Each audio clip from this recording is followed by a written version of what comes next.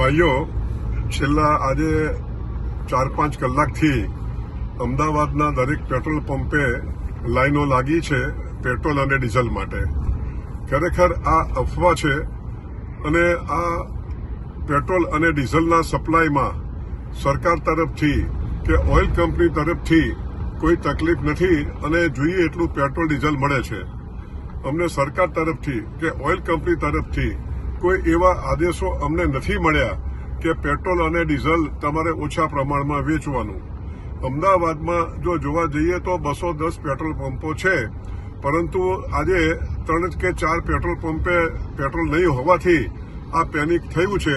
માટે હું પ્રજાને વિનંતી કરું છું કે આવી કોઈ અફવાઓ માનશો નહીં અને આપને જોઈએ એટલું પેટ્રોલ અને ડીઝલ મળવાનું છે. અને આવું જ્યારે પરિસ્થિતિ હોય ત્યારે આપણે અફવાઓ ન માનીને અને પેનિક ન કરવું જોઈએ. અને અમારા પેટ્રોલ પંપને ના ડીલરોને આપ સાથ અને સહકાર આપો તેવી અમારી નમ્ર વિનંતી છે. આભાર.